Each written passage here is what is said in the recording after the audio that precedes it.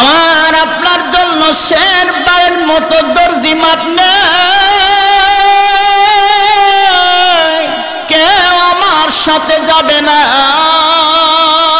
আমার বডির একটা মাপ নিয়া শুধুমাত্র লম্বার একটা মাপ নেওয়া হয়। আমার মাপ নিয়া তারা সবাই বাজারে চলে যাবে, আমার জন্য জামা কিনে আনবেন। কেমন জামা? যেই জামার পকেট নাই, কোনো সেলাই নাই, চতুর্দিক দিয়া 3টা টুকরা দিয়ে আমার জন্য একটা জামা বানাবেন। পুরুষ হলে, মহিলা হইলে 5টা টুকরা দিয়া একটা জামা বানাবেন। 5 টুকরা বিশিষ্ট 5টা কাপড় দিয়া জামাটারে প্যাকেট করবেন। ওইদিকে কিছু মানুষ আমার বাড়ির আত্মীয় স্বজনেরা বড়ই পাতার গরম পানি চুলাতে দিয়া যখন আগুন ধরা দেয়, মানুষ আইসা বলে কিসের পানি গরম করো? বলে আব্দুল করিম আর নাই।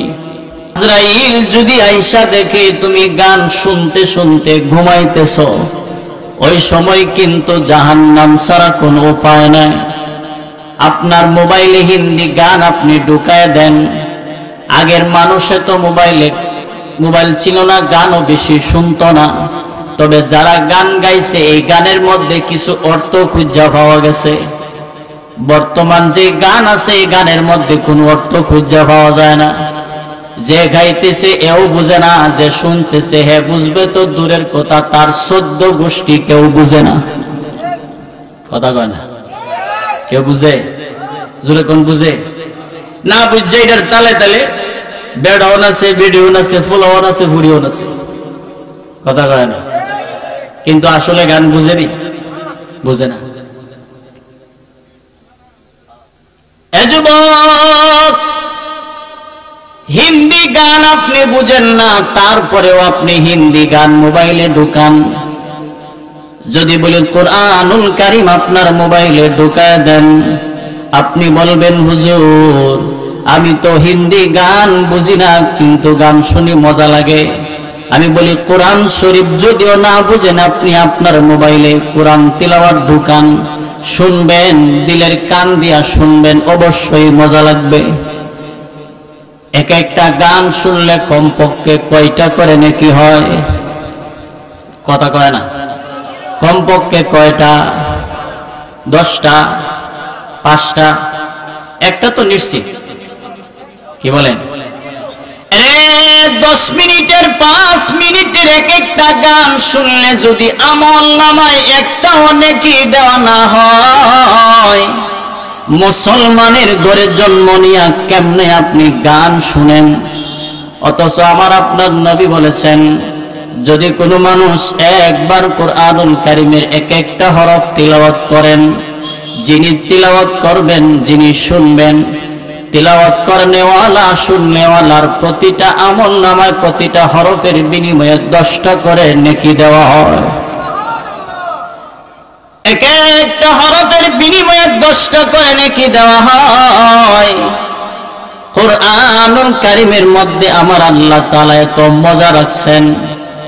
এই কোরআনুল কারীমের সূরা 114 খানা সূরা আছেন। এক একটা সূরার মধ্যে আল্লাহ এক এক রকমের ফজিলত দিয়ে রাখছেন। আল্লাহর নবী বলেন, এরে আমার উম্মতেরা শুনো, যদি তোমরা কোনো সময় এক একবার ইখলাসের নিয়তে কুল হুয়াল্লাহ সূরাটা একবার তিলাওয়াত করো, একবার তিলাওয়াত করার কারণে তোমার আমলনামায় 10 পারা কোরআনুল কারীমের তিলাওয়াতের সওয়াব হয়ে যাবে। কোন মানুষ যদি 2 বার কুল হুয়াল্লাহ সূরাটা তিলাওয়াত করেন, 20 পারা কোরআনুল কারীমের তিলাওয়াতের সওয়াব হয়ে যায়। কোন মানুষ যদি 3 বার তিলাওয়াত করেন, তার আমলনামায় 1 খতম কোরআনুল কারীমের তিলাওয়াতের সওয়াব হয়। এত দামি একটা কোরআন,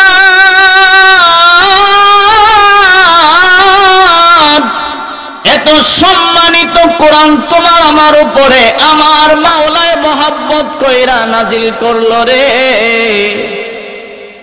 এই কোরআন শরীফ তো কোনো পাহাড়েও ভর নিতে পারে নাই, এই কোরআন শরীফ জমিনেও ভর নিতে পারে নাই। শুধুমাত্র কেবলমাত্র ইনসানের উপরে আমার আল্লাহ তাআলা কোরআনের ভরটা দিয়েছেন। সুবহানাল্লাহ, জোরে বলেন। এই কোরআনুল কারীমের কত দাম! কোরআনুল কারীমের কত দাম! আপনি কোরআন শরীফ পড়তে পারেন না, অর্থ বুঝেন না, কিন্তু যিনি তিলাওয়াত করতেছেন, আপনি শুনতেছেন, অর্থ বুঝেন আর না বুঝেন, প্রতিটা হরফের বিনিময়ে 10টা করে নেকি আমলনামায় দেওয়া হয়। কোরআনুল কারীমের একটা আয়াত আছে, যে আয়াতের নাম হলো আয়াতুল কুরসি। এই আয়াতুল কুরসি যদি কেউ প্রতিদিন ফরজ নামাজের পরে তিলাওয়াত করেন, আল্লাহর নবী বলেন এই লোকটা মরেও না, জান্নাতেও যায় না। সুবহানাল্লাহ, জোরে বলেন। এই লোকটা জান্নাতে যাওয়ার জন্য দুনিয়াতে আর কোনো বাধা নাই।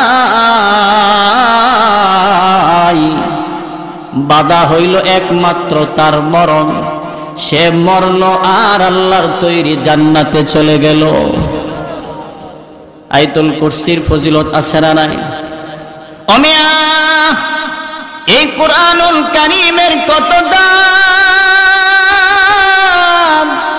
এই কোরআনুল কারীমের কত সম্মান!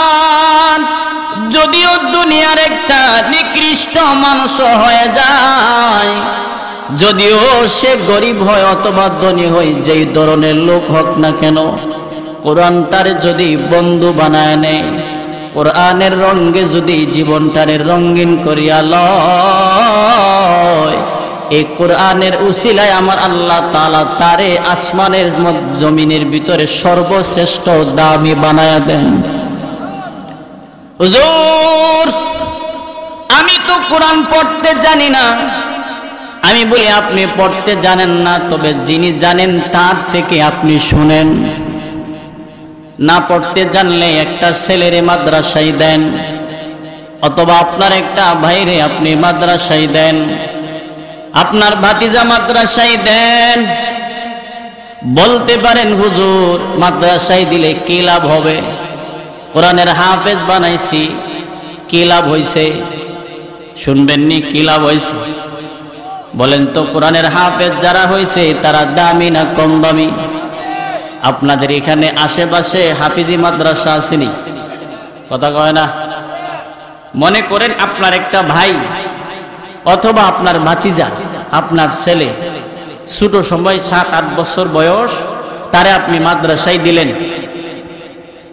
সে মাদ্রাসায় পড়লো, ঢুকলো, প্রথমত নিয়ত হলো কি শিখবে? কোরআন। বলেন কি শিখবে? সে যখন মাদ্রাসায় ভর্তি হয়ে গেল,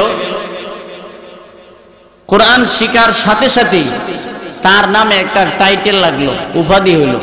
সেই উপাধিটার নাম হলো তালিবুল ইলম। কথা কোন? তালিবুল ইলম কিনা? সবাই ডাকে না যেটা তালিবুল ইলম। আপনার এই ভাইটা মাদ্রাসায় পড়ছে, কোরআন শরীফ সে পড়েও নাই, শুধুমাত্র মাদ্রাসায় ভর্তি হয়েছে। শুধুমাত্র মাদ্রাসায় ভর্তি হয়ে তার নামে একটা টাইটেল লাগায় দিছে তালিবুল ইলম। এই তালিবুল ইলমের কত দাম! আমার আপনার পয়গম্বর বলেন, যদিও আপনার ছেলে অথবা আপনার ভাতিজা, আপনার বাইগনা হ, মাদ্রাসায় পড়ার কারণে তার নাম হয়ে গেল তালিবুল ইলম। এমন একটা তালিবুল ইলম বাচ্চা যদিও সে প্রস্রাব পায়খানা করে ডিলা কুলুক ব্যবহার করতে জানে না, যদিও সে পাক পবিত্র হইতে জানে না, তবে তার একটা টাইটেল আছে, যে টাইটেলটার নাম হলো তালিবুল ইলম। বলে এমন একটা তালিবুল ইলম যদি এই দিগার পার কবরস্থানের পাশ দিয়ে হাইটা যায়, এই তালিবুল ইলমের খাতিরে আমার আল্লাহ ওই কবরস্থানের আযাব 40 দিন পর্যন্ত বন্ধ করে দেয়। রে কোরআনের কারীমের কত দাম! এই কোরআনের কত সম্মান! এক একটা ছেলের আপনি মাদ্রাসায় দিয়া কোরআনের হাফেজ বানাইছেন। যদিও দুনিয়াতে রিক্সা চালাইছেন, আপনি রিক্সা চালাইছেন, কিন্তু মাদ্রাসায় পড়ায় একটা ছেলেরে হাফেজ বানাইছেন। এখানে কারা আছেন যাদের ছেলে কোরআনের হাফেজ হইছে? আসেনি একজন হাফেজের বাবা? হাত উঠায় দেখান। আসেনি একজন? আর কেউ নাই? 2-3 জন। অমিয়া, আপনারে মানুষে বলতে পারে আপনার ছেলেরে আপনি কোরআনের হাফেজ বানাইছেন, সে কি করে চলবে? চাকরি করবে 5,000 টাকা বেতনে। আপনাকে মানুষ বলতে পারে, আপনারও মনে মনে ধারণা আমার পাশের চাচতো ভাইয়ের ছেলে মাস্টারি পাশ করে সে চাকরি নিছে, প্রতি মাসে 20 থেকে 30,000 টাকা বেতন পায়। ও হাফেজের বাবারা, আপনার মতো দামি বাবা ওই দিন হাসরের ময়দানে বুঝে আসবে।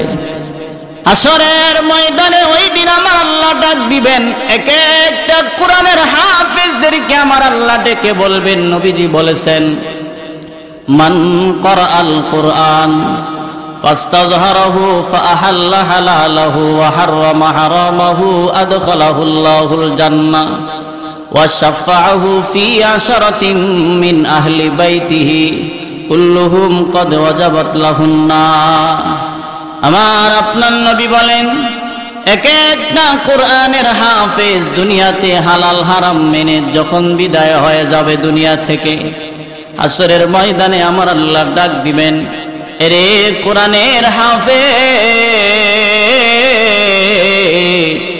তোর সিনার ভিতরে আমি আল্লাহর 30 পারা কোরআন লিপিবদ্ধ আছে।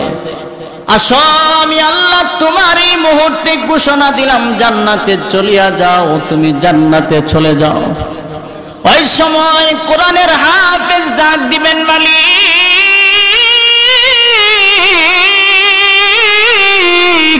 এরে আসমানের মালিক আল্লাহ,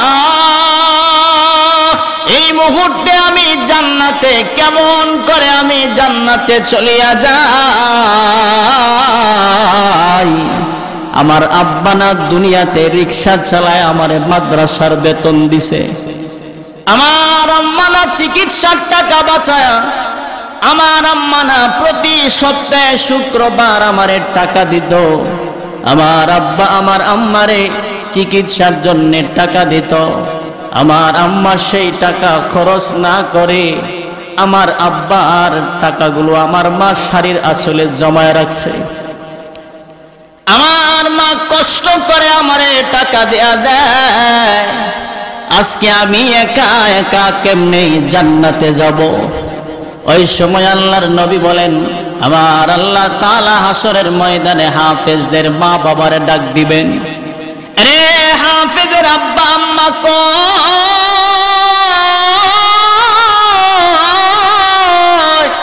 তাড়াতাড়ি সামনে চলে আসো। ফেরেশতাদের মাধ্যমে কোরআনের হাফেজের মা বাবারে আল্লাহ তাআলা সামনে দাঁড় করায়া দিবেন। লক্ষ লক্ষ কোটি কোটি মানুষের সামনে আল্লাহ তাআলা দাঁড় করায়া দিবেন। ওই সময় আল্লাহ তাআলা বলবেন, যদিও রিক্সা চালাইছ, যদিও ভ্যান গাড়ি চালাইছ, যদিও অন্যের বাড়িতে কামলা দিছ, কিন্তু তার ফাঁকে একটা ছেলেরে হাফেজ বানাইছ, কত দামি হইছ জানোস নি? আমি আল্লাহ তোরে কি পুরস্কার দিব? ওই সময় আমার আল্লাহ তাআলা ফেরেশতাদেরকে ডেকে বলবেন, এক একটা কোরআনের হাফেজের আব্বা আম্মার মাথায় নূরের মুকুট পরায়া দাও। হাফেজের আব্বা আম্মার মাথায় নূরের মুকুট পরায়া দিবে। এই মুকুটের এত আলো হবে, এত আলো হবে, হাসরের ময়দানটা উজ্জ্বল হয়ে যাবে। হাসরের ময়দানের মানুষ, ধনী লোকেরা বলবে, কিরে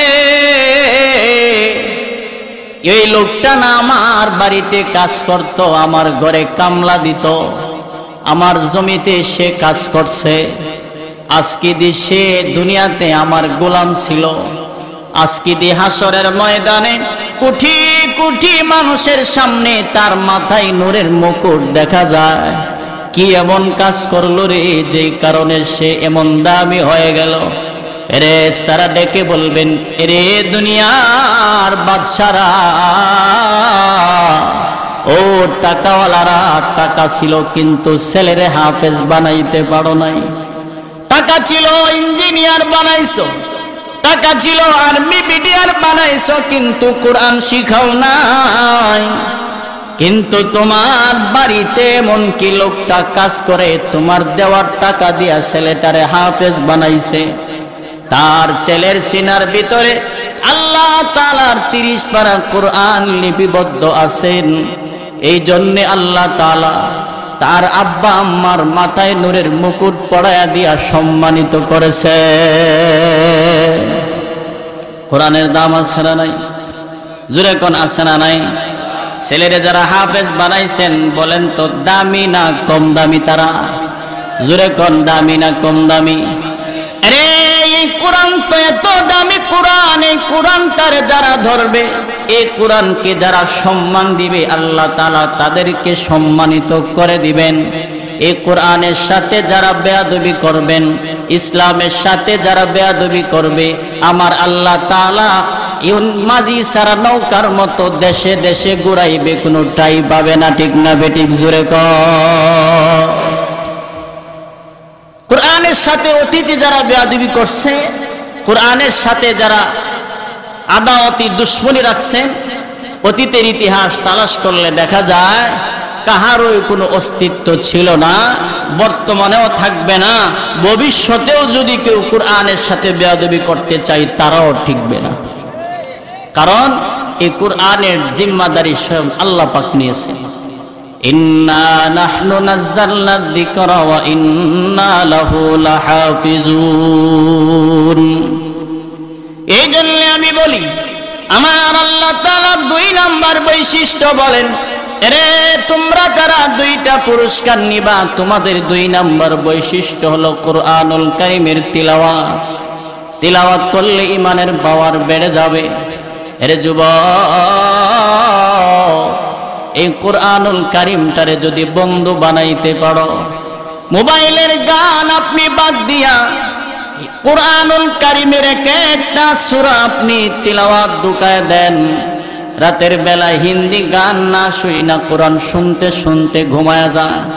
ওই সময় যদি কোরআন শুনতে শুনতে ঘুমায়া যান, হায়াতের জিন্দেগিটা যদি এই রাতে শেষ হয়ে যায়, আজরাইল আলাইহিস সালাম যদি আয়েশা দেখেন যে আপনি তিলাওয়াত শুনতেছেন, হইতে পারে সেই তিলাওয়াতের বরকতের কারণে আল্লাহ তাআলা মাফ করে দিতে পারেন। কথা কোন পারে কি পারে না? আর যদি তিলাওয়াত না শুইনা আপনি হিন্দি গান শুনতে শুনতে ঘুমায়া যান, ওই কঠিন সময় যদি আজরাইল আপনার আমার সামনে দাঁড়ায়া যায়, আজরাইল নাফরমানের সামনে যখন দাঁড়ায়া যাবে, আজরাইলের মাথা থাকবে আসমানে আর পা হইল জমিনে, আজরাইলের চোখ 2টা নীল নদীর মতো বড় বড় থাকবে, আজরাইল আলাইহিস সালামের দাঁতগুলো অনেক বড় বড় হবে, আজরাইলের হাতের নখ এত লম্বা হবে যা বর্ণনা করা সম্ভব হবে না, বিশাল লম্বা লম্বা নখ থাকবে। আজরাইল আলাইহিস সালামের প্রত্যেকটা পশমের গোড়া দিয়ে আগুনের ধোঁয়া বের হতে থাকবে, প্রত্যেকটা পশমের গোড়া দিয়ে আগুনের লেলিহান ধোঁয়া বের হবে। নাফরমান যখন দেখবে আজরাইল আয়েশা সে হিন্দি গান দুনিয়ার পাপ কাজ করতে করতে ঘুমাইছে, আজরাইলকে দেখার সাথে সাথে নাফরমান একটা চিৎকার দিবে, কে আছো বাছা,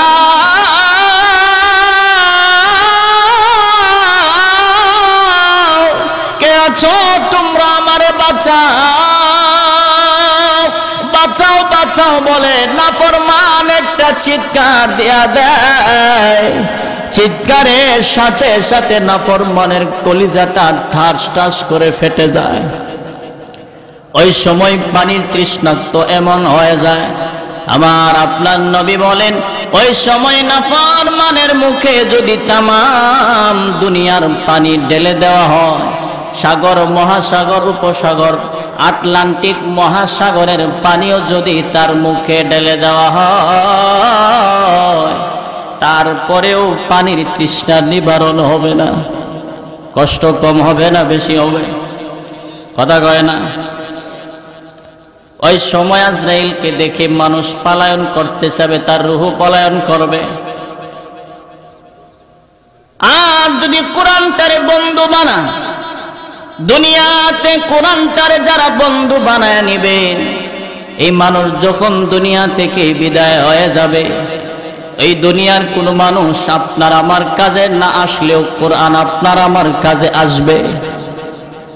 কোরআনুল কারীমের একখানা সূরা আছে, যে সূরাটার নাম হলো সূরাতুল মুলক।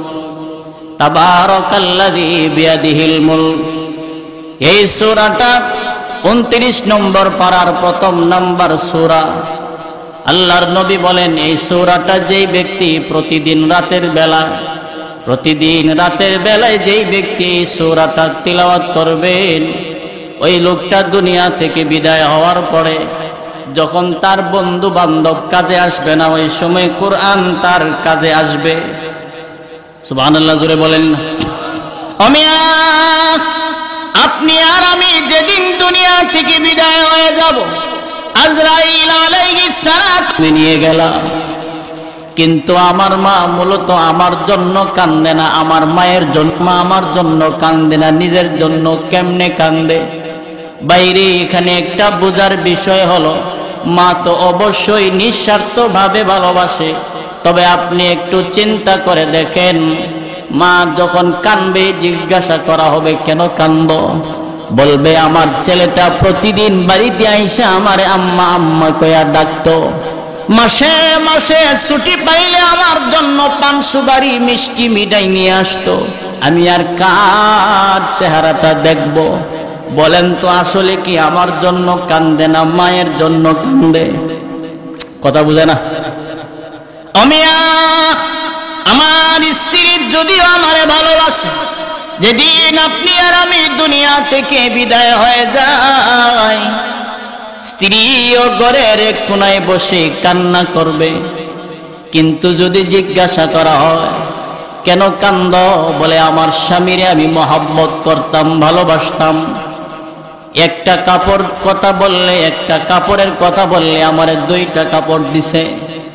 একটা সাবানের কথা বললে আমারে 2টা সাবান কিনা এনে দিছে। আরে আজকে আমার স্বামী দুনিয়াতে নাই, যদি বলা হয় তাহলে স্বামীটার লাশটা রাতের বেলা পাহারা দাও, বলবে এই কাজ সম্ভব না। বলবে আপনারা তো বেহুদার মানুষ, আমি মহিলা মানুষ কেমনে রাতের বেলায় লাশ পাহারা দিব? এটা কি সম্ভব নেই? অমিয়া বলবে কি বলবে না? আমার স্ত্রী বলবেন না, আমি পারবো না, কারণ লাশের কাছে আমি একা একা থাকতে পারবো না। ছেলে সন্তান মাটিতে তাবড়াইয়া তাবড়াইয়া কাঁদবে আর বলবে আব্বা,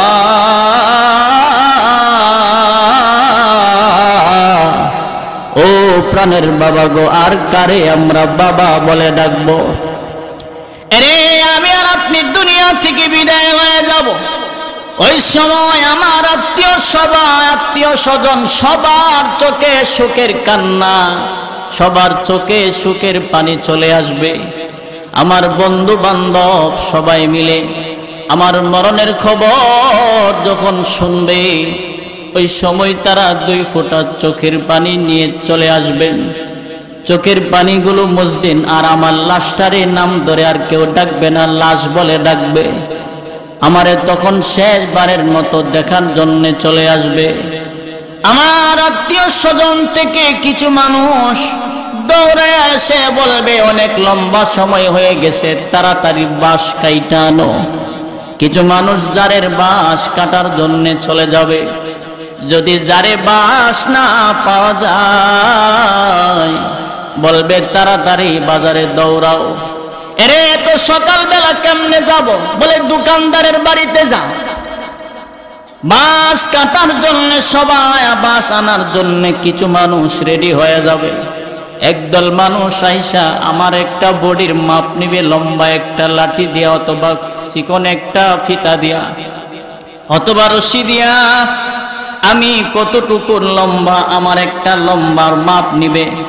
কারণ আমার জন্য উনি হচ্ছেন শেষবারের দর্জি। উনি আমার একটা জামার মাপ নিবেন, যেই জামার কোনো পকেট নাই, কোনো সেলাই নাই। কথা কোন ঠিক না বেঠিক? আমার আপনার জন্য শেষবারের মতো দর্জি মাপ নেই, কেউ আমার সাথে যাবে না। আমার বডির একটা মাপ নিয়া শুধুমাত্র লম্বার একটা মাপ নেওয়া হয়। আমার মাপ নিয়া তারা সবাই বাজারে চলে যাবে, আমার জন্য জামা কিনে আনবেন। কেমন জামা? যেই জামার পকেট নাই, কোনো সেলাই নাই, চতুর্দিক দিয়া 3টা টুকরা দিয়ে আমার জন্য একটা জামা বানাবেন। পুরুষ হলে, মহিলা হইলে 5টা টুকরা দিয়া একটা জামা বানাবেন। 5 টুকরা বিশিষ্ট 5টা কাপড় দিয়া জামাটারে প্যাকেট করবেন। ওইদিকে কিছু মানুষ আমার বাড়ির আত্মীয় স্বজনেরা বড়ই পাতার গরম পানি চুলাতে দিয়া যখন আগুন ধরা দেয়, মানুষ আইসা বলে কিসের পানি গরম করো? বলে আব্দুল করিম আর নাই, তার জন্য গোসলের ব্যবস্থা করা হয়। ও বন্ধু, কথাগুলো দিলের কান দিয়া বুঝেন, দিলের কান দিয়া শুনেন। ওই সময় যখন গোসল করানোর সময় হয়ে যাবে, আমার আপনার বাড়িতে একটা পর্দা টানানো হবে। আমার আপনার বাড়িতে পর্দা টানানো হবে। এই পর্দার ভিতরে আমার আপনারে নিয়া আমার আপনার দুনিয়ার যত রঙিন জামা আছে সেই জামাগুলো খুইলা দিবে। নিজের আত্মীয় স্বজন যখন গোসল করায় তখন বুঝতে পারে তখন কেমন লাগে। কিছুদিন আগে আমার নিজের আপন চাচা দুনিয়া থেকে বিদায় হয়ে গেছে, আমি নিজে ডইলা ডইলা গোসল দিয়েছি। আমার চাচা, আমি নিজে ডইলা ডইলা গোসল দিয়েছি। যখন আমি গোসল করাইতে গেলাম, আমি আস্তে আস্তে ওনার শরীরের কাপড়গুলো যখন খুলতে লাগলাম, মনে মনে চিন্তা করলাম, চাচা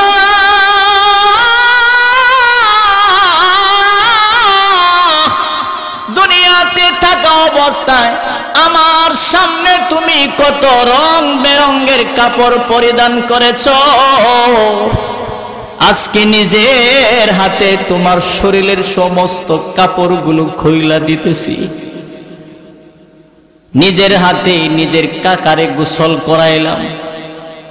এইভাবে সমস্ত শরীরে গসাই পানি দেই, কথা বলে না। সবাই সামনে দাঁড়িয়ে আছে, আমার নিজের বাবা সামনে দাঁড়ায় আছেন, চোখের পানিগুলো ছেড়ে কান্দে। তার ছেলেরাও কান্দে, আমার চাচতো ভাইয়েরাও কান্দে। বলেন তোর রাখার কোনো ক্ষমতা আসেনি?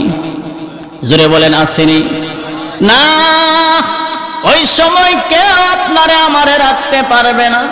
গোসল করানোর সময় যখন হয়ে যায়, গোসলের কাজ কমপ্লিট হইলে পড়ে, ওই সময় কিছু মানুষ দৌড়ায় একটা গাড়ি আনতে যাবে, যে গাড়িটার নাম হবে পালকি। যে গাড়ি চললে পরে পেট্রোল লাগে না, তেল লাগে না, কোনো চাকরিও লাগে না, ড্রাইভার হবে আমার আপনার আত্মীয় স্বজন। এই গাড়িটার নাম হলো মসজিদের পালকি। কথা কোন ঠিক না বেটি? আমার কিছু আত্মীয় স্বজন চোখের পানিগুলো ছাড়তে ছাড়তে মসজিদের পালকিটা মাথায় লইয়া গাড়ির মতো তারা নিজেরাই চাকতি হইয়া আমার বাড়িতে চলে আসে। আমার বাড়িতে যখন ঢুকে যায়, এইদিকে গোসলের কাজও শেষ হয়ে যায়। ওই সময় তার ওই যে 3 টুকরা কাপড় দিয়া জামা বানানো হয়েছে, এই 3 টুকরা কাপড় দিয়া যখন প্যাকেট বানায়, মৃত ব্যক্তি যদি নাফরমান হয় তখন ডেকে ডেকে বললেন, আমারে কোথায় তোমরা দেওয়ার জন্য জামা পরাইলা? আমারে কোন দেশে তোমরা নিয়ে যাইবা? মৃত ব্যক্তি যদি গুনাহগার হয়, চিৎকার দিয়া কান্দে আর বলে, আমারে কোথায় না,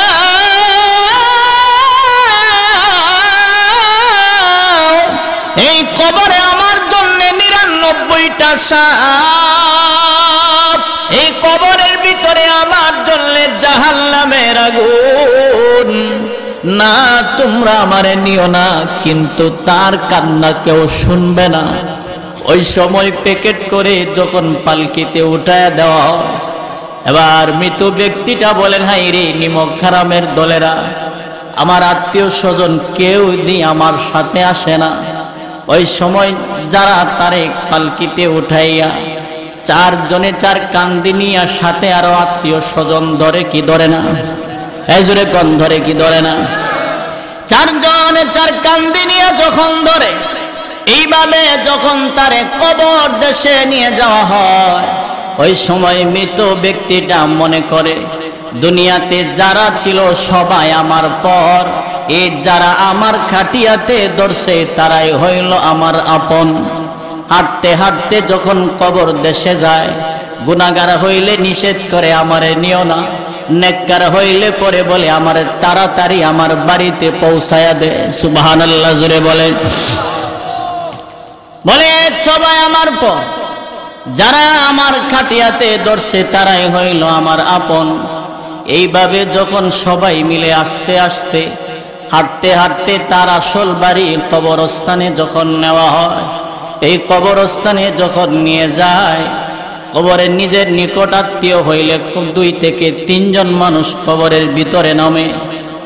যেই মাত্র কবরের পাশে লাশটা রাখে, 3 জন ব্যক্তি যখন কবরে নামে আর হাত বাড়ায় বলে, দে লাশটা আমাদের কুলে তুইলা দে। ওই সময় মৃত ব্যক্তিটা ডেকে বললেন, তোরাও তো নিমক হারাম কম না রে, এতক্ষণ ভাবছিলাম তোরাই বুঝি আমার আপন, তোরাই বুঝি আমার আপন, কিন্তু এখন তো আমি বুঝে ফেলেছি যারা আমার কবরে নামছে তারাই হইল আমার আপন। তোরাও নিমক হারাম। যখন কবরে নামে খাটিয়া যখন দেওয়া হয়, এইভাবে দিতে দিতে যখন কবরটা একটু ছোট হয়ে যায়, ওই সময় দেখবেন একজন মানুষ লাফ দিয়া উপরে উঠা যায়। মৃত ব্যক্তিটা বলেন, কোথায় যাও? তুইও বুঝি আমার থইয়া চলে যাচ্ছিস? দ্বিতীয় ব্যক্তিটা যখন উঠে যায়, এবার কবরওয়ালা ডেকে বললেন, আরে সবাই তো আমার থইয়া চলে গেল, তুমিও চলে যাও, তাহলে কি আমার একা একা রাইখা চলে যাবি? শেষ ব্যক্তিটা যখন কবর থেকে উপরে উঠা যায়, ওই সময় গুনাহগার হইলে কবরওয়ালা একটা চিৎকার দিয়া বলবেন, আরে দুনিয়া, এরে নিমক হারামের দল,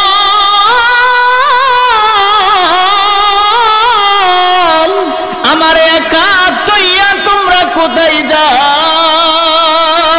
এই কবর হইল অন্ধকার ঘর, যেই ঘরের ভিতরে নাই কোনো আলো, নাই কোনো বিছনা বালিশ, এই ঘরে আমারে একা একা রাইখা তোমরা কোথায় যাও?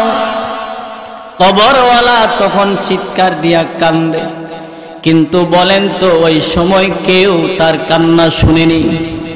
জোরে বলেন, শুনে না? তার কান্না কেউ শুনে না। এই কেমন সময় যখন কবর দেওয়া হয়, কবর দিয়া যখন মাটি চাপা দিয়া সবাই চলে আসেন, ওই সময় যখন সবাই চলে আসেন, আল্লাহর নবী বলেন, যেই ব্যক্তিটা দুনিয়াতে কোরআনের বন্ধু বানাইছে, যেই ব্যক্তিটা কোরআন তারে বন্ধু বানাইছে, তাবারাকাল্লাযী বিয়াদিহিল মুলক সূরাটার আমল করেছেন, ওই সময় পৃথিবীর কোনো মানুষ তার কবরে না গেলেও এই কোরআন নামক সূরাটা, মুলক নামক সূরাটা তার কবরে বন্ধু হয়ে ঢুইকা যায়। সুবহানাল্লাহ জোরে বলেন। এই সূরাটা তার কবরে ঢুইকা যায়, এই কুরআনুল কারীমের সূরাটা তার কবরের ভিতরে ঢুইকা গিয়া তারে সান্ত্বনা দেয়, বন্ধু রে দুনিয়ার সব মানুষ তোমারে একা একা ফালাইয়া চলে গেল, দুনিয়ার তোমার ছেলে সন্তান আত্মীয় স্বজন কেউ তোমার কাছে আসলো না, চিন্তা কইরো না, আমি কিন্তু তোমার সাথে আছি। সুবহানাল্লাহ, জোরে বলে। আরে আমি তোমার সাথে আছি, আমি যদি তোমার সাথে থাকি তোমার কোনো ক্ষতি হইতে আমি দিব না, কারণ তুমি হইলা আমার বন্ধু। ওই সময় কবরওয়ালার সান্ত্বনা দিয়া বলবেন, তুমি ঘুমায়া যাও, বাকি খবরের সব ব্যবস্থা আমি করব। সুবহানাল্লাহ, জোরে বলেন। অমিয়া এই কবরওয়ালা ঘুমিয়ে যাবেন, সবাই চলে আসবেন। ওই সময় প্রত্যেকটা মুর্দারের কবরে, প্রত্যেকটা কবরে 2 জন ফেরেশতা হাজির হয়ে যাবে। যেই মাত্র কবরে হাজির হয়, ওই সময় কোরআন এবং কবরওয়ালার মাঝখান, ফেরেশতাদের মাঝখানে দাঁড়ায়া যাবে। এই দাঁড়া ফেরেশতাদেরকে কোরআনুল কারীম ডেকে বলবেন, কে? বলে, আমরা 2 জন ফেরেশতা মহান মালিকের হুকুমে আসছি। বলে, কেন আসছো? বলে, আসছি আমরা তারে প্রশ্ন করার জন্য। এবার কোরআনুল কারীম এইভাবে একটা যুবকের মতো, বালকের মতো দাঁড়াইয়া বলবেন, সাবধান, প্রশ্ন যদি করতে হয় আমারে করো। আমারে বন্ধু ঘুমাইছে, তারে ঘুম থেকে উঠানো যাবে না। আল্লাহু আকবার, জোরে বলেন। আরে প্রশ্ন যদি করতে হয় আমারে করো, আমারে বন্ধুটা ঘুমাইছে, তারে ঘুম থেকে জাগ্রত করা যাবে না। ফেরেশতারা বলবেন, কি ব্যাপার, তুমি আবার কে? এবার কোরআন বলবে, আমি হইলাম তার বন্ধু। বন্ধু তো এখানে কি করো? আরে বন্ধু তো বন্ধুর উপকার করার জন্যই তো আসে। ফেরেশতারা ডেকে বলবেন, মালিক, এই দিগার পার কবরস্থানে গিয়েছিলাম গো। এই কবরওয়ালার কবরস্থানে যাওয়ার পরে যখন তারে প্রশ্ন করতে যায়, মাঝখানে একজন আমাদেরকে বাধা দিল, প্রশ্ন করতে দিল না। প্রভু গো, কেন প্রশ্ন করতে দিল না? আমার আল্লাহ তাআলা বলবেন, জিজ্ঞাসা করো সে কি চায়। আমার আল্লাহ জানে কি জানে না? ফেরেশতারা বলবেন, তুমি কি চাও? এবার আমার আপনার বন্ধু কোরআনুল কারীম বলবেন, সে হইছে আমার দুনিয়ার বন্ধু। সে দুনিয়াতে ঠান্ডা পানি দিয়া উযু বানাইয়া রাতের বেলায় আমারে তিলাওয়াত করছে, আমারে মহাব্বত করছে, আমারে বুকে লাগাইছে। দুনিয়াতে আমি তার কোনো উপকার করতে পারি নাই, দুনিয়াতে আমি তার কোনো উপকার করতে পারি নাই। আজকে কবরস্থানে আমি ছাড়া বন্ধুর আর কেউ নাই। আর সত্যিকারের বন্ধু তো সেই জন, যেই ব্যক্তি বিপদের সময় কাজে লাগে। কথা ঠিক না বেটি? আরে আমার এই বন্ধু কবরস্থানে, এই কবরের দুনিয়ার কোনো আপনজন নাই। এখন আমি ছাড়া আমার এই বন্ধুর সাথে কেউ সহযোগিতা করার মতো নাই। তবে আমার এই বন্ধুটারে আমার যতক্ষণ পর্যন্ত আমার মালিক এই বন্ধুরে জান্নাতের ঘোষণা না দিবেন, ততক্ষণ পর্যন্ত আমি এই কবর থেকে যাব না। সুবহানাল্লাহ, জোরে বল। আমার আল্লাহ তাআলার দরবারে ফেরেশতারা বলবেন, মালিক,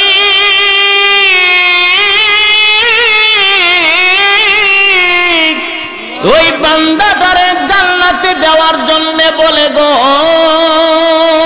ওই বান্দারে জান্নাতে না দিলে এই ব্যক্তি নাকি কবর থেকে যাবে না। আমার আল্লাহ তাআলা তখন বলবেন, ফেরেশতারা রে, এটা তো দুনিয়ার কোনো ব্যক্তি না, এটা দুনিয়ার কোনো মানুষ নয়, এটা হইল আমি আল্লাহর কালাম। আমি আল্লাহর কালাম যারে বন্ধু বলে ঘোষণা দেয়, আমি আল্লাহ তারে জান্নাতি বলে ঘোষণা দিয়া দেই। এই জন্য বলি, যুবক, কোরআন তারে বন্ধু বানাও। কোরআন জরিপ করতে না পারলে কোরআন শিখার চেষ্টা করো। এক একটা ছেলেরে কোরআনের হাফেজ বানাও। পর্দার আড়ালের মাগো, আপনার মতো দামি তো কেউ না। আপনার মতো মায়ের পেট থেকেই তো জন্ম নিয়েছেন শাহজালাল ইয়ামানী রহমাতুল্লাহি আলাইহির মতো সন্তান। ও পর্দার আড়ালের মা, আপনার আমার মা, আপনার মতো মায়ের পেট থেকেই তো জন্ম নিয়েছেন শাহপরাণ, আপনার মতো মায়ের পেট থেকেই তো জন্ম নিয়েছেন শাহ ওলিউল্লাহ মুহাদ্দিস দেহলভী রহমাতুল্লাহি আলাইহি, আপনার মতো মায়ের পেট থেকেই তো জন্ম নিয়েছেন বাইজিদ বুস্তামি রহমাতুল্লাহি আলাইহি। ওগো মা, আপনার মতো মায়ের পেট থেকেই তো জন্ম নিয়েছেন আনোয়ার শাহ কাশ্মীরি রহমাতুল্লাহি আলাইহি, আপনার মতো মায়ের পেট থেকেই তো জন্ম নিয়েছেন শাহ ওয়ালিউল্লাহ মুহাদ্দিস দেহলভী রহমাতুল্লাহি আলাইহি, নূর হুসাইন কাসিমি রহমাতুল্লাহি আলাইহি, আল্লামা আজিজুল হক রহমাতুল্লাহি আলাইহি। আপনার মতো মায়ের পেট থেকেই তো জন্ম নিয়েছেন বর্তমান জমানার শাইখুল হাদিস, হাদিস বিশারদ আল্লামা মামুনুল হকের মতো সন্তান। ঠিক না বেঠিক? জোরে কর রে। তাদের ইতিহাস পড়লে পাওয়া যায় যে সন্তান মায়ের পেটের ভিতরে রাইখা কোরআন শরীফ তিলাওয়াত করে, ওই মায়ের পেট থেকেই তো ভালো সন্তান জন্ম হয়। কথা কয় না? এখন তো সময় কাটায় পেটের ভিতরে বাচ্চা নিয়া স্টার জলসা আর জি বাংলা দেখে সময় কাটায়। সময় কিছুদিন পরে সিজার ছাড়া বাচ্চা জন্ম হয় না। কথা কয় না? ওগো পর্দার আড়ালের মা, আমি বলিয়া গেলাম আজকের পর থেকে সিজার লাগবে না, সিজার লাগবে না। এই কোরআন শরীফ বাচ্চা পেটে নিয়ে আপনি প্রতিদিন কোরআনুল কারীম তিলাওয়াত করেন, এই তিলাওয়াতের বদৌলতে সূরা ইউসুফ তিলাওয়াত করেন, ইয়াসিন তিলাওয়াত করেন, আর রহমান তিলাওয়াত করেন, আল্লাহ তাআলা এই সব সূরার বদৌলতে আপনার সিজার ছাড়া সন্তান জন্ম দিবে। আল্লাহ পারে কি পারে না? অমিয়া এই কোরআন শরীফের কত দাম! এক একটা কোরআনের হাফেজদেরকে আমার আল্লাহ তাআলা হাসরের ময়দানে ঘোষণা দিবেন, ইকরা, পড়ো, ওয়ারতাকি ওয়ারাতিল কামা কুনতা তুরাতিলু ফিদ দুনিয়া ফাইন্না মানজিলাকা ইনদা আখিরি আয়াতিন তাকরাউহা। এরে কোরআনের হাফেজ, দুনিয়াতে টিন সেটের ভিতরে ঘুমাইছো, সনের ডেরায় ঘুমাইছো, দুনিয়াতে তুমি ভালো একটা বিছানায় ঘুমাইতে পারো নাই, দুনিয়াতে ভালো একটা কম্বল পাও নাই, দুনিয়াতে ভালো করে আরাম করতে পারো নাই। কিন্তু আজকে কঠিন হাসরের ময়দানে এক একটা আয়াত তুমি তিলাওয়াত করো আর এক এক তালা বিল্ডিং এর উপরে উঠতে থাকো। ওই সময় এক একটা কোরআনের হাফেজ ৬৬৬৬ খানা আয়াত তিলাওয়াত করবেন। আমার আল্লাহ তাআলা এক একটা কোরআনের হাফেজদেরকে ৬৬৬৬ তালা বিশিষ্ট বিল্ডিং দান করে দিবে। কোরআনের হাফেজের দাম আছে না নাই? এই জুড়ে কোন আছে না নাই? এখন তো মানুষ হাফেজ বানাইলে, আলেম বানাইলে মনে করে ব্যাককল হইছে, বেয়াকুব হইছে, বুঝে কিচ্ছু বুঝে না। আলেমদেরকে মানুষ সম্মান করতে চায় না। দোকানে বৈশা বেড়াগিরি, আমার ছেলে ইঞ্জিনিয়ার, আমার ছেলে মাস্টার, আরে ওলার ছেলে হাফেজ হইছে, কোরআনের হাফেজ। মনে করে আলেম হইছে আর কি করবো, ৫,০০০ টাকা দামের বেতনে চাকরি করবো, জীবনে আর কিছু করতে পারতো না। মনে করে আলেম হইছে, ব্যাককল হইছে। আসলে কি আলেমরা ব্যাককল না আলেমরা জ্ঞানী? আওয়াজ দিয়া কোন? যে ছেলে ইঞ্জিনিয়ার হইছে তারে যদি আদর্শলিপির ১০ পৃষ্ঠার একটা বই দেওয়া হয় যে মুখস্থ করো, দাঁত দুধ বাইঙ্গা মাথার চুল দেব সব, পারতো না? কি বলেন, পারবো? ৮ বছরের একটা বাচ্চারা যদি বলেন আলহামদুলিল্লাহ আলিফ থেকে নাসের সিন পর্যন্ত তুমি একসাথে শোনায়া দাও, মাঝে মধ্যে একটু নামাজের সময় বিরতি, বাকি একটানে দাঁড়ায় ৩০ পারা শোনায়া দিব। এরকম হাজার হাজার হাফেজ বাংলাদেশে আছে না নাই? আছে না নাই? জুড়ে কম। এই হাফেজের নাম বাইরেলো না, বাদামওয়ালার নাম বাইরেলো যায়। কাঁচা বাদাম। কি বাদাম? কাঁচা বাদাম। অথচ অন্ধ মানুষ কোরআনের হাফেজ, এদের কোনো পুরস্কার নাই। অন্ধ মানুষ, হাত পা অচল, কিন্তু কোরআন তিলাওয়াত মধুর সুর দিয়ে পড়ে। এদের ব্যাপারে কোনো পদক্ষেপ নাই। কেডা কি আগাম প্রোগ্রাম করলো হিতা হয়ে জায়গা পায় না, কথা কয় না, আবার পুরস্কারও পাওয়া যায়। আলেমরা বুঝি ব্যাককল, আলেমরা ব্যাককল মনে করে। তো বলবো একটা ঘটনা, বলবো? আর 10 মিনিট সময় দিবেন তো? আর 10 মিনিট হুজুর? চাচা এটা আলাপ করছে, চাচা পুরো আলাপটা করছে কইতা কমো সরঞ্জাম আছে, সব সবার কথা বললো, মানে তারা সবাই শেষ করে দিচ্ছে। তুমি একটা কিছু বলো। হ্যাঁ বলে, আপনি একটা কিছু বলেন। আমি আর কি বলবো, কার একটা কিছু তো বলেন। সবাই আমরা বলছি, আপনি একটা কিছু তো বলে। চিন্তা করলো যে হয়তো কইতাছে একটা কিছু কই। চাচা বলতেছে একটা কাজ করো, এই বিয়ের অনুষ্ঠানের মধ্যে 50 মণ চুন ধরে লে। কি ধরতো? কি হয়েছে চাচা? বিয়ের অনুষ্ঠানে চুন দিয়া কি করবো? তোমরা সবাই মিললাম আমার বারবার বলতেছো একটা কথা বলার জন্য। এটা বললাম আর কি, এটা বললাম আর কি, হইলে হইলো, না হইলে কথা কয়ে থাকুন আর কি। চাচা নিয়ে আবার কষ্ট পায়। এই কথাটা বিনোদন দেওয়ার জন্য বলছি, যেন আপনারা একটু চোখের ঘুমটা যেন যায়। যে কথাটা বলতে চাইছিলাম যে আলেমদেরকে যারা ব্যাককল মনে করে, অজ্ঞান মনে করে, মনে করেন সমস্ত বুদ্ধিজীবীর বুদ্ধি যেখান থেকে শেষ, আলেমদের জ্ঞান এখান থেকে শুরু। এই কথা কোন ঠিক না বেটি? এর একটা উদাহরণ দিলে আপনারা বুঝবেন।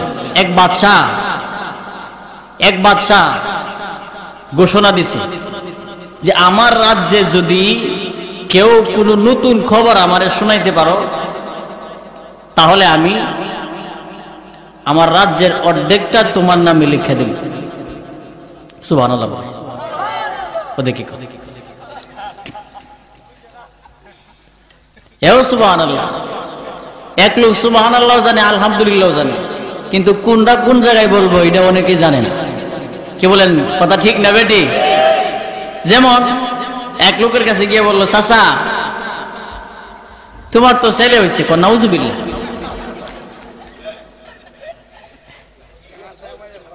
গিয়ে বলছে যে তোমার আব্বা মারা গেছে, আলহামদুলিল্লাহ। করে কি করে এইসব? আচ্ছা, কি আলহামদুলিল্লাহ জানে না, নাউজুবিল্লাহ জানে না? জানে, কিন্তু কোনটা কোন জায়গায় লাগাই দেবো এটা জানে না। আমরা কিছু শ্রোতা আছে সব জায়গায় সুবহানাল্লাহ, সব জায়গায় ঠিক না বেটি? ওদের এটাও বলে ঠিক। যাই হোক,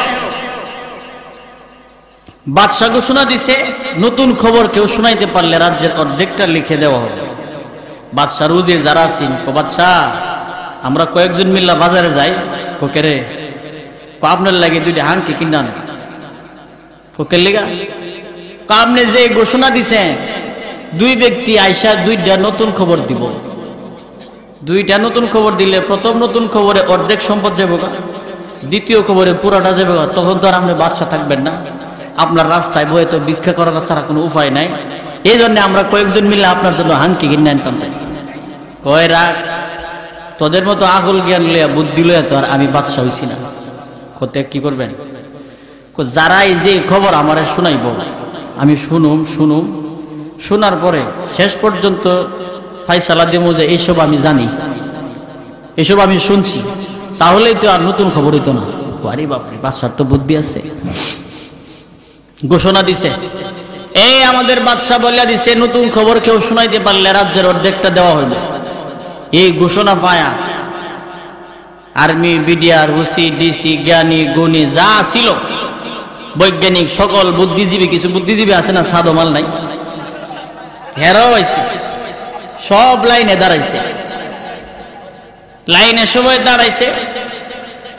দাঁড় করানোর পরে বাদশা প্রতিযোগিতা শুরু করছে, একের পর এক আসে। বৈজ্ঞানিকরা বই পড়ে, নতুন নতুন খবর শোনাইতো। ওই আদিকালের বই তো পড়তেছে, বাদশা মনে হইতে জানে না। বাদশা তো আগেই নিয়ত করে লইছে, শূন্য কুমইটা আমি জানি। এইভাবে সকাল থেকে সন্ধ্যা পর্যন্ত একের পর এক খবর শোনা। বাদশা কইটা আমি জানি, আমি জানি।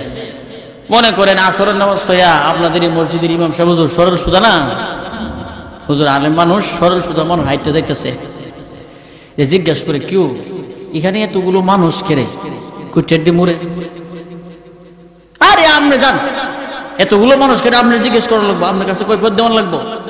কিছু মানুষ আছে না, আলেমরে দেখলে টিটকারি করে, কি বলেন আছে না নাই?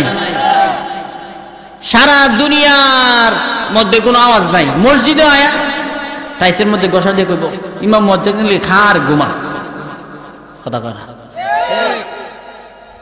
আর কোনো জায়গা হয় না, ইমাম মসজিদের লোক আয় রাগে। দেখবেন তো এরও একটা কারণ আছে, যেই লোকটারে গড়ের পরিবারের কোনো মানুষ তারে, ফ্যামিলির কোনো মানুষ তারে সম্মান করে না, এইসব লোক আয়া ইমাম মসজিদের সাথে দুঃখটা ডালে, ঝগড়া করে। এ কথা কোন ঠিক না বেটি? কারণ হে জায়গা তো কোনো এক জায়গায় দুধ পাইতো, একটা কথা কইতো, কিন্তু গরু কে পারে না। বিবি সাহেব কয়েক সাইজ করে এলাম খাট, কিন্তু আমার বাপের বাড়ি,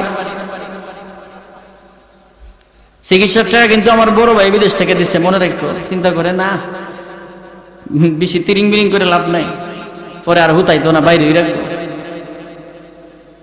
হুজুরের সাথে করে টিটকারি। অমিয়া মসজিদের মুয়াজ্জিন কি চাকরি করে না খেদমত করে? কথা কয় না, খেদমত। চাকরি করলে ঢাকা শহরে এমন ব্যক্তি কাজ করলে মাসে 15 থেকে 20,000 টাকা কামানো কোনো ব্যাপার না, কথা কন ঠিক না বেটি? কিন্তু 5,000 10,000 টাকার বেতনে ওনারা থাকেন একমাত্র দিনের জন্য, আল্লাহর জন্য, রসুলের জন্য। আল্লাহ এবং আল্লাহ রসুলের পক্ষ থেকে যে দিন, নবী যে দিন রেখে গেছেন দুনিয়াতে প্রসার করার জন্য, শুধুমাত্র আলেমরা এই কম টাকা হইলেও তারা থাকে, কথা ঠিক না বেটি? আচ্ছা যা, এই হুজুরের দমক মারছে, হুজুর কি ব্যাপার, তোর সাথে কতই কইতে না, তুই আগুনের মতো গরম হয়ে যাস, ব্যাপার কি? আরেকটা কো অমিয়া কত ফের করতেছেন, আপনি কি জানেন ইতিহাস? আপনি ইতিহাস কি জানেন? বড় বড় বুদ্ধিজীবীরা এখানে ফে, আরে কস না কি হইছে?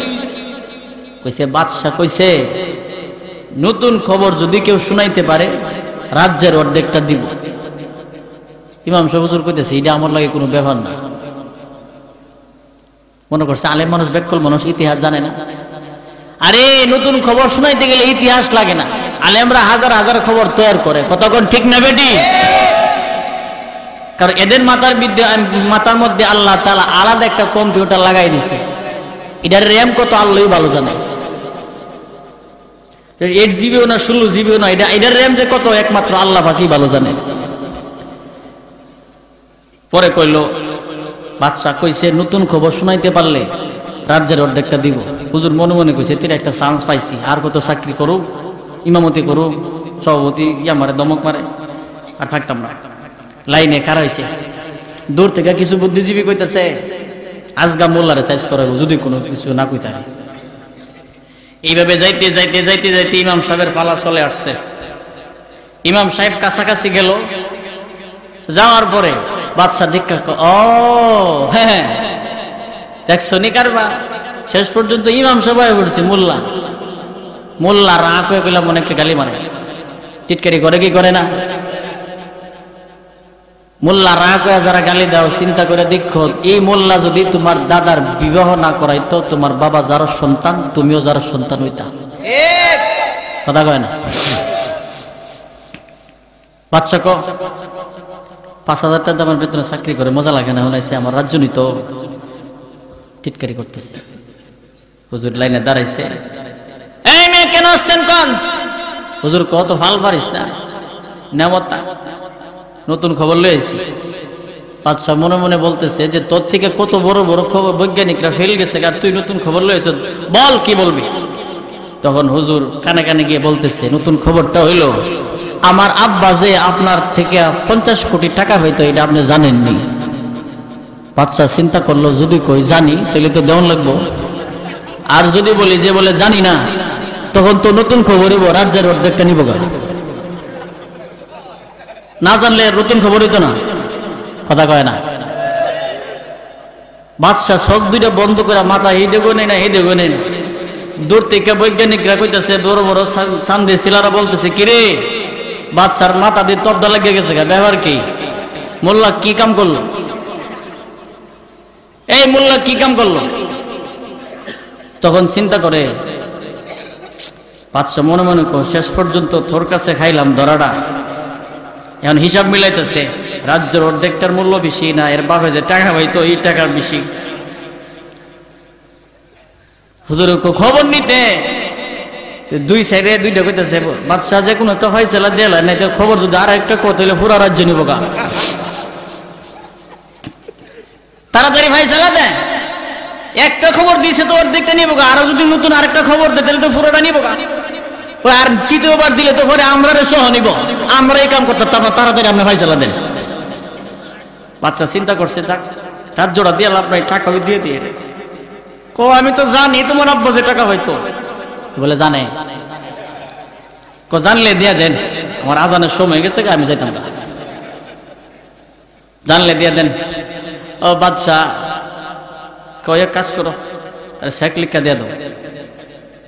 চেকটা হাতে নিয়ে বাদশা মনে করেন আলেমদের বুঝি কোনো মূল্য নাই, আলেমরা বুঝি ব্যাকল, আলেমরা বুঝি জ্ঞানহীন, বলে না সকল বুদ্ধিজীবীর বুদ্ধি যেখান থেকে শেষ আলেমদের বুদ্ধি এখান থেকে শুরু, ঠিক নেবে ঠিক জোরে কর। আরে আমি তো আসলে আমার আব্বা আপনার থেকে টাকা পাইতো না, নতুন খবর যে আমরা তৈরি করতাম পারি, আমরা যে আল্লাহ পাক জ্ঞানী বানাইছেন এটা বুঝাই দিলাম, নেন আপনার চেক, টাকা আমার লাগবে না, খবর চাইলে আরো 2 দেশ শুনে দিতাম পারি। বাচ্চা কো আর দরকার নাই যাক। এবার বলেন তো আলেমরা ব্যাকল না জ্ঞানী? এই যেরকম আলেমরা জ্ঞানী না বেকার? আলেমরা জ্ঞানী। আলেমদের সাথে যারা পাল্লা দিব, আলেমদের ব্যাপারে যারা কটূক্তি করে কথা বলবো, আলেমরে অসম্মান করা মানে কোরআনরে অসম্মান করা, কোরআনরে অসম্মান করা, ইসলামকে অসম্মান করা, ইসলামকে অসম্মান করা, নবীরে অসম্মান করা, সব মিলে জেলে যারা আলেমদের বিরুদ্ধে লাগে বোঝা গেল ইসলামের শত্রু। আর ইসলামের শত্রু যারা তাদের অতীতে ওটাই হয়েছে না, বর্তমানেও নাই, ভবিষ্যতেও হবে না, ঠিক না বেঠিক জোরে কর? ঘুরতাছে এমনি কি কর, এমনি ঘুরে এমনি সারা দেয় না। এই জন্যে 3 নম্বর বৈশিষ্ট্য আল্লাহ বলে কুরআনুল কারীমের তিলাওয়াত। কথা মনে আসেনি ভাইয়েরা আমার? আমি শেষ করে দিতেছি। হুজুর এক একটা কোরআনের হাফেজদেরকে আমার আল্লাহ তাআলা যদি 6666 তালা বিল্ডিং দান করিয়া দেন, হুজুর আমরা তো কোরআন পড়তে জানি না, আমাদেরকে আল্লাহ কি দিবেন? অমিয়া আপনি কোরআন শরীফ পুরাটা মুখস্থ যদিও করতে না জানেন, এক একটা কোরআনের সূরা ছোট ছোট সূরাগুলি মুখস্থ করিয়া নেন। কুল হুয়াল্লাহ সূরাটা আপনি মুখস্থ করেন, তাব্বাত ইয়াদা আবি লাহাবি ওয়া তাব এই সূরাটা মুখস্থ করেন। আরে কঠিন হাসরের ময়দানে এক একটা আয়াত আপনি যখন তিলাওয়াত করবেন, আমার আল্লাহ তাআলা এক একটা আয়াতের পরপরই এক একটা বিল্ডিং দান করে দিব। হুজুর আমি তো কোরআন পড়তে জানি না, আমি কোরআন শরীফ পড়তে জানি না। আমি বলি রে যুবক ও বৃদ্ধ বাবাজিরা, আরে পর্দার আড়ালের মাগো, যদিও আপনি কোরআন পড়তে না জানেন, কোরআনকে মহাব্বত করেন, কোরআনওয়ালারে মহাব্বত করেন। ঘরের ভিতরে টেলিভিশন না চালায়া কোরআনটারে খুইলা খুইলা বুকে লাগান, চুমা দেন। হইতে পারে এই মহাব্বতের কারণে আমার আল্লাহ তাআলা আপনারে আমারে মাফ করে দিতে পারে। ওই যে মিয়া, ওই যে ইতিহাসের কিতাবে আছে আমাদের আকাবির আসলাফ, ওনারা ইতিহাস লিখেছেন কোরআনের কত দাম। যদিও কোরআন পড়তে না জানেন, যদিও কোরআন পড়তে না জানেন, এই কোরআন শরীফে বুকে লাগাইবেন, মহাব্বত করবেন। ইতিহাসের মধ্যে আসেন ইন্ডিয়ার একটি ঘটনা, এমন একটা রাজ্য ছিল, ওই ভারতে এক রাজ্য ছিল এমন, যে রাজ্যের মানুষ ছিল মুসলমান, কিন্তু তারা মুসলমানের অনেক নিয়ম কানুন জানে না। আমাদের তো এমন আছে, আমরা মুসলমান ঠিক, কিন্তু ইহুদিদের দালাল। কথা কয় না? আরে নামে মাত্র মুসলমান, যদি বলি কালিমা তাইয়্যিবাটা শুদ্ধ করিয়া বলো, পারে না। আত্তাহিয়াত শুদ্ধ কইরা জানে না, সূরা ফাতিহা শুদ্ধ করে বলতে পারে না, আবার নামের আগে আলহাজ লাগায়া দেয়। আছে না নাই? আরে ওই রাজ্যে একজন ব্যক্তি মারা গেল। ভাইরা আমার, আমি শেষ করে দিচ্ছি, আমি আমার আলোচনা গুছায় নিচ্ছি, আপনারা ধৈর্য হারা হবেন না। ভাইরা আমার, ওই সময় যে লোকটা মারা গেল, এলাকার মানুষ সবাই আশ্চর্য, তারা আতঙ্কের মধ্যে পড়ে গেল। কারণ এই লোকটার জানাজা কেমনে দিব আমরা তো কেউ জানি না। এবার এলাকার মানুষ সবাই মিলে লাশটারে গোসল করাইয়া, কাফনের প্যাকেট বানাইয়া, কাফনের কাপড় পরাইয়া, যেমন রাস্তার মেইন রোড আছে, গ্রামের একটা মেইন রোডের পাশে গিয়া দাঁড়াইয়া গেল। তাদের ধারণা হইল, যদি এই রাস্তা দিয়ে, যেহেতু মেইন রোড হাইওয়ে, কোনো একজন মানুষ অথবা আল্লাহওয়ালা আলেম যাইতে পারে, যারে দিয়া জানাজার নামাজটা পড়াইয়া দিব। এলাকার মানুষেরা সবাই মিলে এই রাস্তার পাশে লাশটারে নিয়ে দাঁড়ায় রইছেন, কিন্তু অনেকক্ষণ পর্যন্ত দাঁড়ায় আছেন, কোনো মানুষ আসে না। ঘন্টার পর ঘন্টা দাঁড়ায়, হঠাৎ করে দেখেন একজন মুসলমান দাড়িওয়ালা, টুপিওয়ালা, পাঞ্জাবিওয়ালা সাইকেলের পেডেল মারতে মারতে আসতেছেন। উনি যখন সামনে আগাইতেছেন, সবাই একটা লম্বা নিঃশ্বাস নিল। তাদের নিঃশ্বাসটা হইল এমন যে হয়তোবা এই লোকটারে দিয়া জানাজার নামাজটা পড়াইতে পারবো। লোকটাও মুসলমান। এই লোককে দেখে সে সাইকেল থেকে নেমে গেল, কারণ মুসলমানরা তো হইল সভ্য জাতি, ঠিক না বেঠিক? জোরে কর।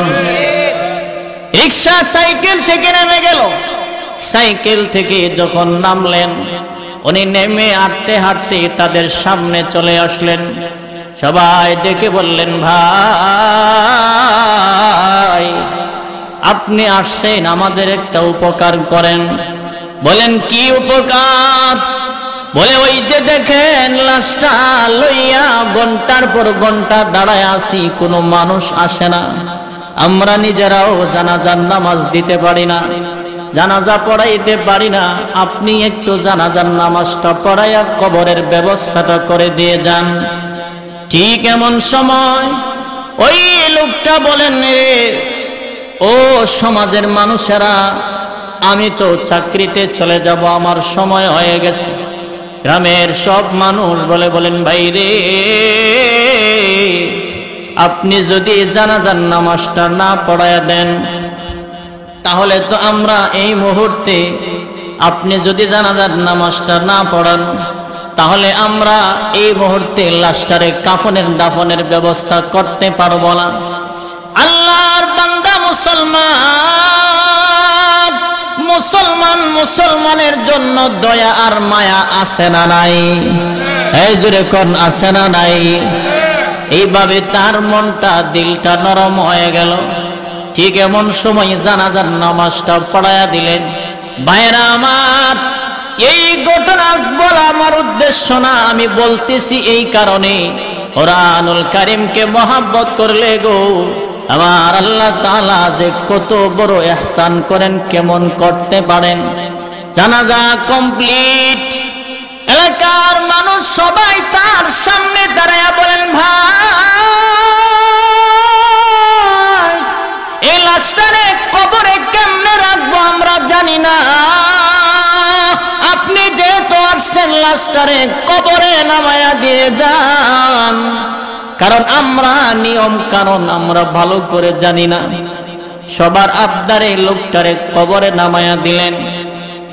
যখন কবরে রাখলেন, বিসমিল্লাহি ওয়া আলা মিল্লাতি রাসূলিল্লাহ বলে কবরে রাখলেন। কবরে রাখার পরে সবাই এইভাবে সুন্দরভাবে মাটি দেওয়া হয়। মাটি দিয়ে সবার কাজ শেষ, লোকটা তার চাকরিতে চলে গেল।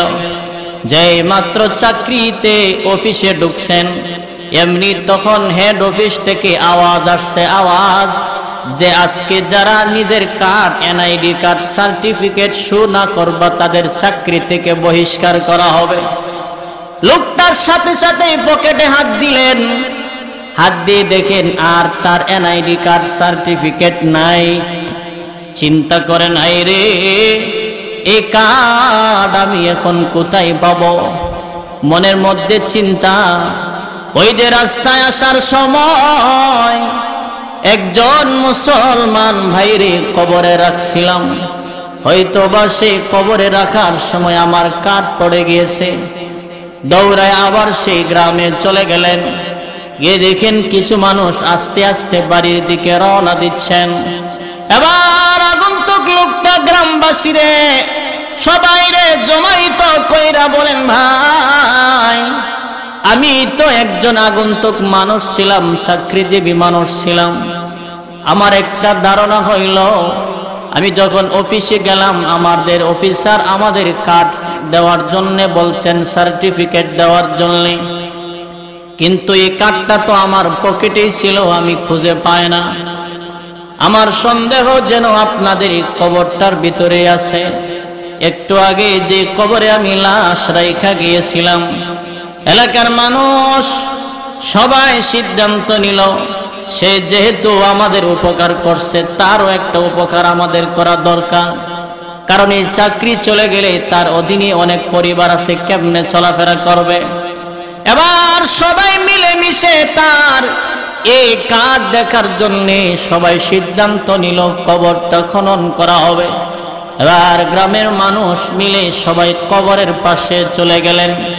একজন মানুষ আস্তে আস্তে তার কবরের এক পাশে মাটিগুলো সরাইতে আসেন, মাটিগুলো সরাইতে আসেন। যখন সরাইতে আসেন এক পর্যায়ে যখন একটা খাটিয়া বের করা হয়, যেই মাত্র খাটিয়াটা বের করা হয় এমনি সবাই শুনতে পায় মেশকে আম্বরের গান।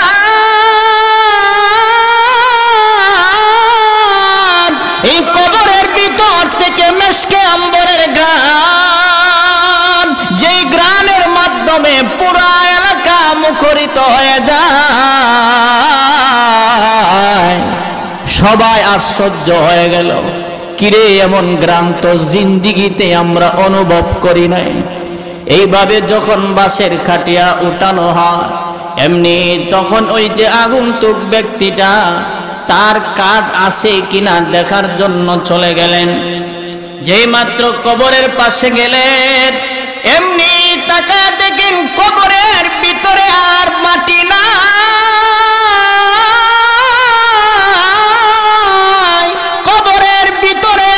সুন্দর ফুলের বাগান।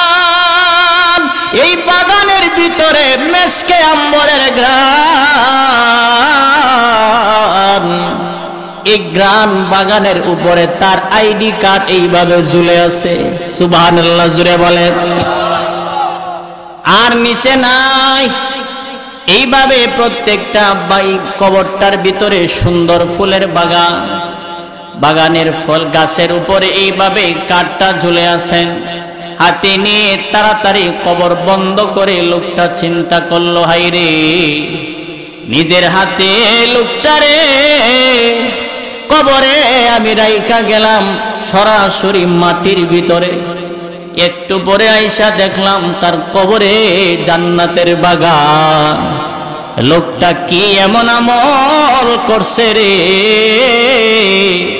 লোকটা কি এমন গুণওয়ালা ছিল যার কারণে আমার আল্লাহ তার কবরটারে জান্নাতের বাগান বানায়া দিছেন। এবার আগন্তুক ব্যক্তিটার মনে কৌতূহল জাগলো, আমি জিজ্ঞাসা করব কেন সে এমন দামি হইল, কেমনে এমন দামি হইল। এবার সন্ধান লয়া তার বাড়িতে গেল। বাড়িতে গিয়ে দেখেন তার একটা মেয়ে আছে। মেয়েটা পর্দার আড়ালে বাবার জন্য চোখের পানিগুলো ছেড়ে কাঁদেন। নার স্ত্রী ঘরের এক কোনায় বসে স্বামীর জন্য সুখের কান্নাকাটি করতেছেন। সমস্ত বাড়িতে ব্যক্তির জন্য কান্নার রোল পড়ে গেছেন। আগন্তুক ব্যক্তিটা সালাম দিয়া বাড়িতে প্রবেশ করে বললেন, মেয়েটারে মাগ, আমি আসছি একটা খবর জানার জন্যে। ওমা, যেই ব্যক্তিটা মারা গেছে শুনেছি উনি নাকি তোমার আব্বা। বলে, জি উনি আমার আব্বা। সত্যি করে বলো,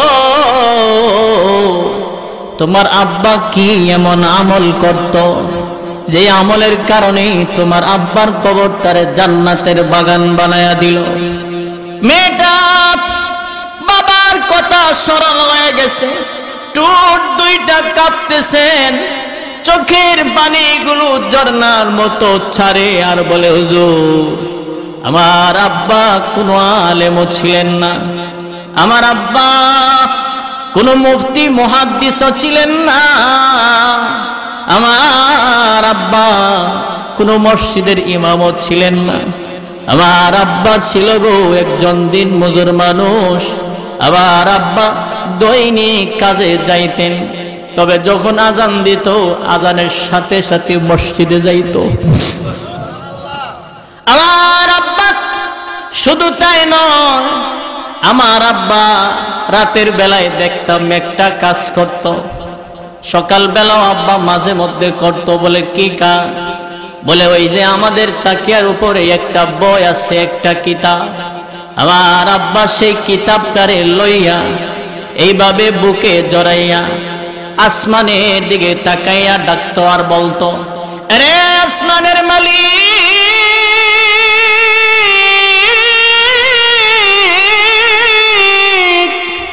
আমি তোমার ভাষা পড়তে জানি না, এই কিন্তু আমি তোমার এই কিতাবটারে মোহাব্বত করি গো। আমার আব্বা সেই কিতাবটারে খুইলা এইভাবে প্রত্যেকটা লাইনে লাইনে আঙ্গুল নিতেন আর বলতেন, আল্লাহ তোমার ভাষা আমি পড়তে জানি না, তোমার ভাষা হইল আরবি আর আমি তোমার ভাষা জানি না, তবে এই লাইনে তুমি যা বলেছো সব সত্য বলেছো। সুবহানাল্লাহ জোরে বলে। হে মালিক, এই লাইনের ভিতরে তুমি যা লিখেছো সব সত্যি বলেছো, এইটা আমি দিলে প্রাণে বিশ্বাস করি। প্রভু গো, আমি যে পড়তে জানি না এই কারণে কিন্তু আমারে কবরে তুমি আটকায়ও না।